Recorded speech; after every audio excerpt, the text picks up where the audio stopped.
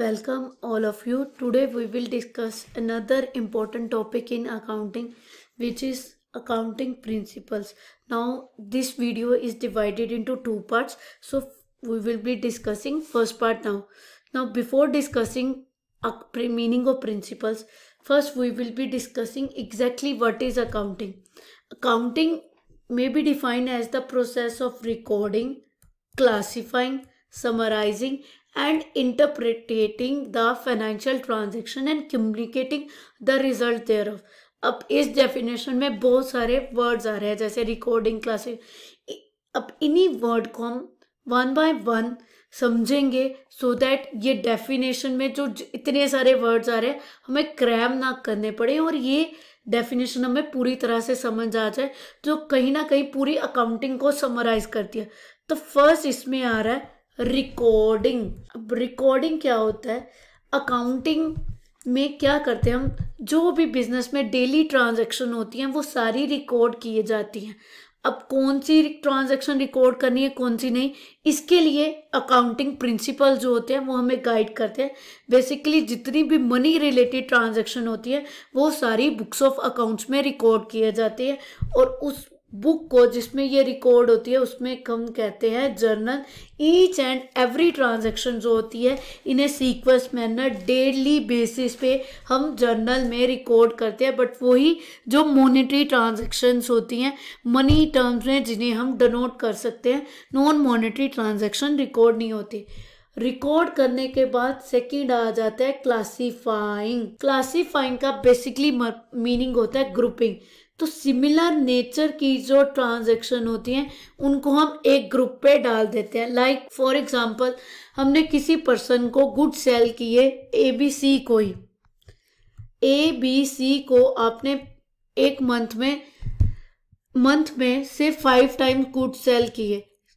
5 times like आपने first को किए, फिर 5th को किए, फिर 10th को किए, फिर 15th को किए, फिर 20th को किए।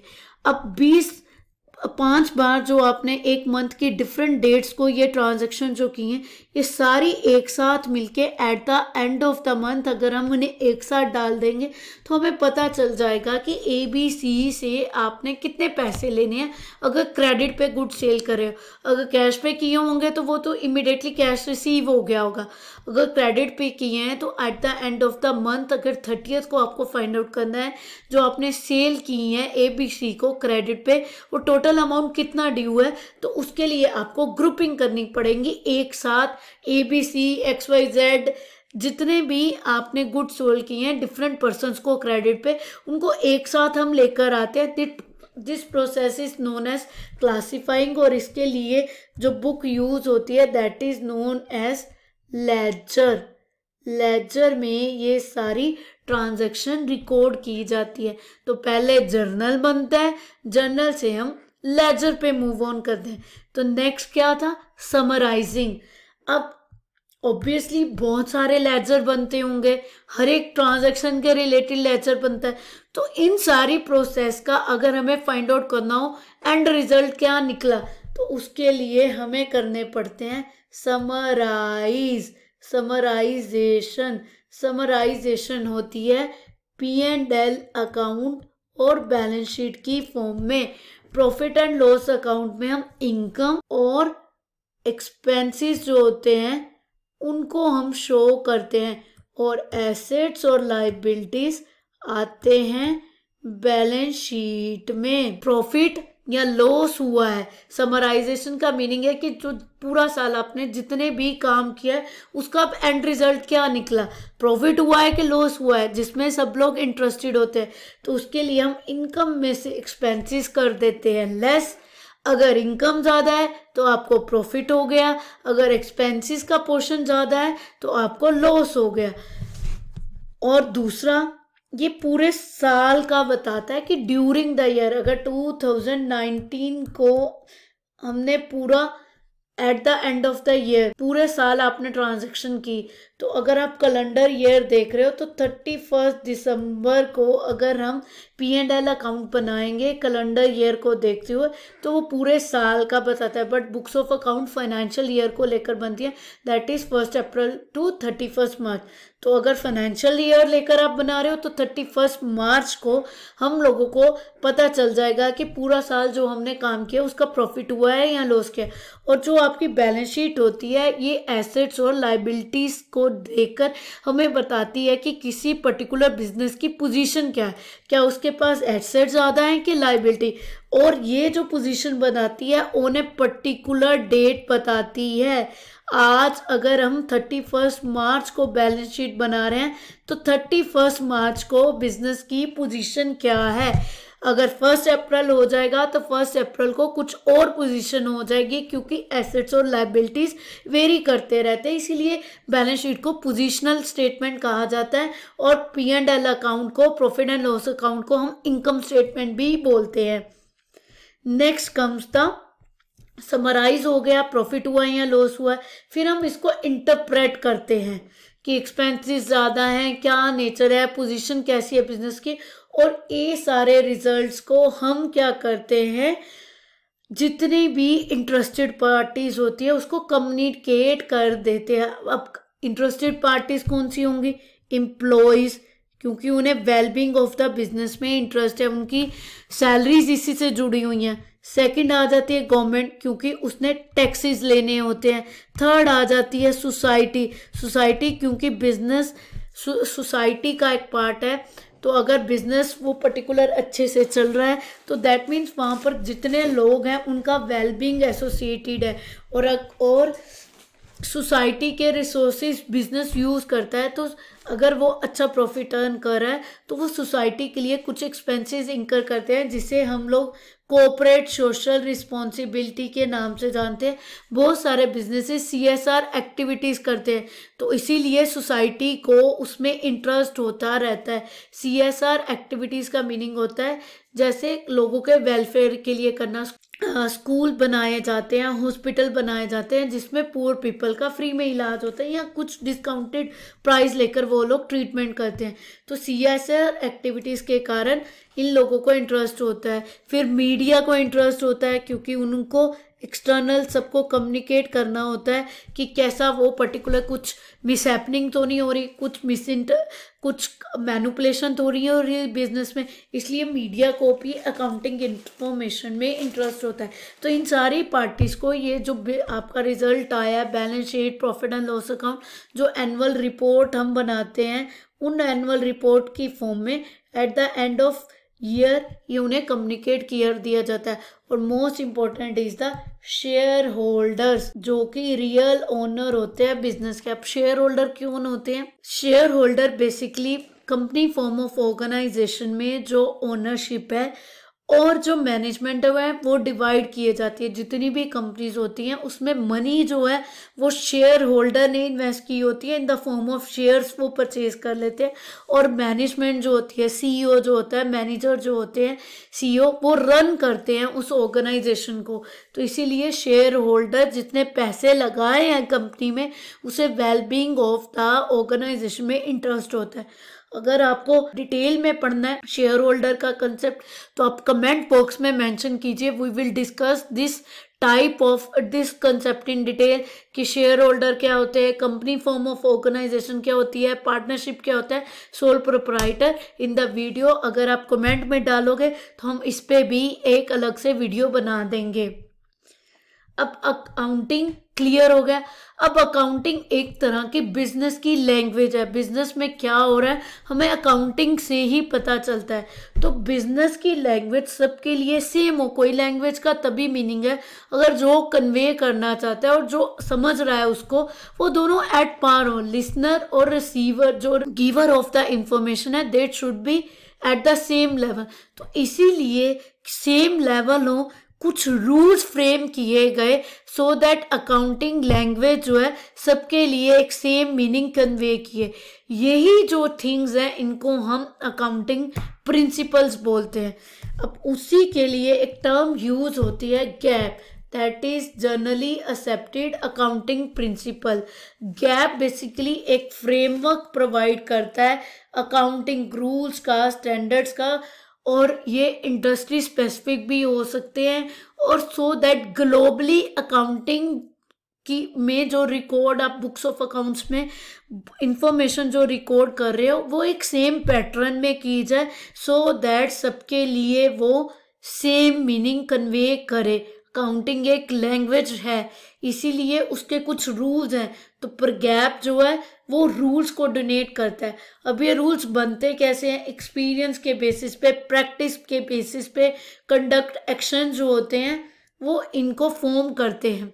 और ये हमें बेसिकली कंसेप्ट, कन्वेंशंस, प्रोसीजर्स बताते हैं जिसको यूज करके हम अकाउंटिंग बुक्स ऑफ अकाउंट्स में इंफॉर्मेशन रिकॉर्ड करते हैं। अब ये रूल्स जो होते हैं गैप के रिलेटेड, ये हमें वेरियस अकाउंटिंग बोर्ड्स जो होते हैं वो प्रोवाइड करते हैं। अब जैसे accounting board, accounting international accounting standards आते हैं, उसके लिए जो बोर्ड होता है that is known as FASB। US का जो बोर्ड है उसको हम कहते हैं FASB, जिसको हम बोलते हैं फाइनेंशियल अकाउंटिंग स्टैंडर्ड बोर्ड्स। ये 1973 में सेटअप किया गया था। ऐसे ही UK का बोर्ड है। इंडिया में जो हमें अकाउंटिंग स्टैंडर्ड्स प्रोवाइड करता है that is institute of chartered accountants, institute of chartered accountants of India. ये क्या करता है कि वर्ल्ड की जो स्टैंडर्ड्स हैं उसको कंसीडर करके इंडिया के लिए रूल्स रेगुलेशंस फॉर्मुलेट करता है। अब अकाउंटिंग प्रिंसिपल्स में बेसिकली 2 पार्ट्स में डिवाइडेड होते हैं अकाउंटिंग। अब गैप जो है इसमें प्रिंसिपल और जो कंसेप्ट्स आ रहे हैं वो किस बेसिस पे आते हैं? First, recognition. ये हमें गैप बताता है किस चीज़ को हम एसेट्स लेंगे, लाइबिलिटी लेंगे, कौन रेवेन्यू है, कौन एक्सपेंसेस, कौन सी आइटम किसका पार्ट होगी। फिर मेजरमेंट कैसे करनी है, क्या चीज़ अमाउंट, जैसे आपने रिपोर्ट करनी है कोई चीज़ आपने 100 रुपीज़ की परचेज़ की है, बाद में मार्केट वैल्यू उसकी 200 रुपीज़ है, बट आपने तो 100 रुपीज़ पे किए, तो किस अमाउंट पे रिकॉर्ड करेंगे। फिर जो अकाउंटिंग इन्फॉर्मेशन है उसको हम प्रेजेंट कैसे करेंगे उसके बारे में बताता है। जैसे एसेट्स कौन सी साइड पे आएंगी, लाइबिलिटीज लेफ्ट साइड पे आएंगी कि राइट साइड में, ये हमें बताते हैं। और लास्ट थिंग है कि डिस्क्लोजर, कौन सी इंफॉर्मेशन डिस्क्लोज करनी है, कौन सी हाइड करनी है। हम एक इंफॉर्मेशन एज में जी रहे हैं जिसमें बिजनेस में टन्स ऑफ इंफॉर्मेशन जनरेट हो रही है, तो कौन सी इंफॉर्मेशन इंपॉर्टेंट है, कौन सी रेलेवेंट है, कौन सी इरेलेवेंट, ये सारी के बारे में गैप एक गाइडिंग प्रिंसिपल होता है। अब प्रिंसिपल जो होते हैं अकाउंटिंग के, they are divided into 2 parts. One is concepts, another one is the convention. ये दोनों मिलके अकाउंटिंग प्रिंसिपल्स को फॉर्मुलेट करते हैं। कंसेप्ट्स जो होते हैं बेसिकली अजम्पशन होती है, कंडीशन होती हैं जिसको जो अकाउंटिंग को साइंस की फॉर्म देती हैं, जिसपे इन कंसेप्ट्स के कारण ही हम अकाउंटिंग को साइंस कहते हैं। और कन्वेंशन जो होती हैं वो बेसिकली कस्टम्स और ट्रेडिशन, ये बार बार एक्सपीरियंस के कारण वो एक रूल बन जाता है। जैसे 12 थिंग्स होती हैं तो हम उसको डजन बोलते हैं, ये एक तरह का कन्वेंशन है। सिमिलरली एसेट्स और लाइबिलिटीज को जब हम बैलेंस शीट में रिकॉर्ड करते हैं तो एसेट्स जो होंगे मेरी लेफ्ट साइड में आएंगे और लाइबिलिटीज जो है राइट साइड में डिनोट करेंगे। तो ये एक कन्वेंशन है जिसको सब जगह पर यूज़ किया जाता है। अब फर्स्ट हम डिस्कस करेंगे वेरियस अकाउंटिंग कंसेप्ट और कन्वेंशन कहते हैं। बेसिकली ये कंसेप्ट्स हैं डिफरेंट और ये कन्वेंशन जैसे सेपरेट एंटिटी, मनी, मेजरमेंट। अब हम इन सारे कंसेप्ट को डिटेल में डिस्कस करेंगे इस वीडियो में, और नेक्स्ट जो वीडियो होगी हमारी वो कन्वेंशन को डिस्कस करेगी। तो पार्ट 1 में कंसेप्ट्स आ जाएंगे। First, business entity concept. अब इस कंसेप्ट के according it create a distinction between owner and the business. और जो बुक्स ऑफ अकाउंट्स हम प्रिपेयर करते हैं वो बिजनेस को कंसीडर करके बनाई जाती है, not from the point of view of the businessman. अब इस कंसेप्ट की इम्प्लीकेशन क्या हुई, जो हम बिजनेस में ट्रांजैक्शन रिकॉर्ड करते हैं, चाहे वो जर्नल में आप सबसे पहले जो रिकॉर्ड करोगे, तो हम बिजनेस के पॉइंट ऑफ व्यू से एसेट, लायबिलिटीज, प्रॉफिट लॉस को कंसीडर करेंगे और सोल प्रोप्राइटर के पॉइंट ऑफ व्यू से नहीं होंगे। तो अगर बिजनेस स्टार्ट करने के लिए ओनर जो है कुछ मनी इन्वेस्ट कर रहा है तो वो कैपिटल आएगी, और कैपिटल एक तरह की लायबिलिटी होती है बिजनेस के लिए। इसी तरह से अगर बिजनेसमैन बिजनेस से कुछ चीज़ विड्रॉ कर रहा है पर्सनल यूज़ के लिए तो उसको हम ड्राइंग्स बोलते हैं। ऐसे ही इंटरेस्ट ऑन कैपिटल एक एक्सपेंस शो किया जाता है, जबकि इंटरेस्ट ऑन ड्राइंग्स बिजनेस के लिए एक इनकम शो की जाती है। वो just because of this concept, इसको हम सेपरेट एंटिटी कंसेप्ट भी बोलते हैं कि बिजनेस और बिजनेसमैन की दोनों की सेपरेट एंटिटी है। अगर इनकम टैक्स पे कर रहा है बिजनेसमैन तो इनकम टैक्स बिजनेस का टैक्स नहीं होता, इनकम टैक्स वो उसका पर्सनल टैक्स है, इसीलिए वो एक तरह की ड्राइंग्स है। नेक्स्ट आ जाता है मनी मेजरमेंट कंसेप्ट। अब बिजनेस में हम वही ट्रांजैक्शंस को रिकॉर्ड करते हैं जिसको हम मनी टर्म्स में एक्सप्रेस कर सकते हैं। जो नॉन मॉनेटरी ट्रांजैक्शन होती हैं वो कंप्लीटली इग्नोर की जाती हैं। अब इसके कारण क्या हुआ, इस कंसेप्ट के कारण जितनी भी क्वालिटेटिव इंफॉर्मेशन होती है वो नहीं रिकॉर्ड की जाती उसका अकाउंट में। Only quantitative aspects are consider. जैसे आपके एम्प्लॉयज़ है तो एम्प्लॉयज़ की डेडिकेशन को हम कहीं नहीं रिकॉर्ड करें, बट उनको जो सैलरी पे कर रहे हो दैट इज कंसिडर। अब जैसे कंपनी में कुछ मेजर मैनेजमेंट चेंजेस आ गए, अब इसका इफेक्ट अकाउंटिंग में नहीं पड़ेगा, इसीलिए मैनेजमेंट चेंजेस, सीईओ चेंज हो रहा है, आपका बिजनेस ओनरशिप ट्रांसफर हो रही है, ये सारी चीज़ें बुक्स ऑफ अकाउंट्स में नहीं कंसीडर होंगी। जस्ट हम क्वांटिटेटिव एस्पेक्ट को रिकॉर्ड करेंगे। नेक्स्ट आ जाता है गोइंग कंसर्न कंसेप्ट। ये कंसेप्ट यूम करता है कि बिजनेस फ्यूचर में भी कंटिन्यू करेगा। ऐसा नहीं होगा कि आज ही बिजनेस क्लोज हो जाएगा, it will continue to exist in future. इसका मतलब ये नहीं है कि बिजनेस फॉर एवर हो जाएगा, कभी एंड नहीं होगा, बट इसका मीनिंग ये है कि बिजनेस फ्यूचर में एग्जिस्ट करता रहेगा। इसी कारण से ये नहीं अज्यूम करते कि आज जो आपने मशीनरी परचेज की है कल उसको सेल कर दोगे, इसीलिए वो एसेट है क्योंकि लॉन्ग टाइम के लिए यूज हो रहा है, और इसीलिए उन एसेट्स पे हम डेप्रिसिएशन चार्ज करके बाकी लाइफ शो कर देते हैं, एक्सपेक्टेड लाइफ जो उसकी बचती है, बिकॉज गोइंग कंसर्न है नेक्स्ट ईयर भी बिजनेस कंटिन्यू करेगा। नेक्स्ट आ जाता है अकाउंटिंग पीरियड कंसेप्ट। पिछले कंसेप्ट में हमने डिस्कस किया कि अकाउंटिंग गोइंग कंसर्न कंसेप्ट में लाइफ उसकी फॉर लॉन्ग टाइम के लिए एग्जिस्ट करता रहेगा, बट अगर लॉन्ग टाइम के लिए है तो हमें रियल प्रॉफिट और लॉस तभी पता चलेगा जब बिजनेस स्टॉप होगा। उस दिन हम काउंट करेंगे कि अगर हम 1990 में बिजनेस शुरू किया था तो आज 2020 में वेदर हमें उससे प्रॉफिट हुआ है या लॉस हुआ है, तो उसका कोई बेनिफिट नहीं निकल कर आता। इसीलिए हम क्या करते हैं कि बिजनेस की लाइफ को वेरियस पार्ट्स में डिवाइड करते हैं, and each such part is known as accounting period, जो मोस्टली 1 ईयर में डिवाइड होता है, और फाइनेंशियल ईयर जिसे हम कहते हैं जो 1 अप्रैल से 31 मार्च के लिए होता है। अब इस टाइम पीरियड के लिए हम सारे इनकम और एक्सपेंसेस कंसीडर करते हैं, प्रॉफिट एंड लॉस अकाउंट में एसेट्स और लायबिलिटीज शो करते हैं बैलेंस शीट में, और इसी कंसेप्ट के कारण प्रीपेड और आउटस्टैंडिंग एक्सपेंसेस या एक्रूअल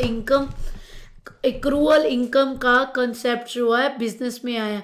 अब प्रीपेड एक्सपेंसेस कैसे, अगर हम 2020 में 2021 का ही रेंट पे कर दें एडवांस में तो वो आपका प्रीपेड एक्सपेंस है, बट अगर आप 2020 में से मार्च मंथ की सैलरी जो आपके एम्प्लॉयज़ की ड्यू है वो आप नहीं पे करते, बट वो मार्च का ही एक्सपेंस है, इसीलिए वो आपके लिए आउटस्टैंडिंग एक्सपेंस कंसीडर होगा। ऐसे इसी के कारण रेवेन्यू और कैपिटल एक्सपेंडिचर की डिस्टिंक्शन की जाती है बुक्स ऑफ अकाउंट में।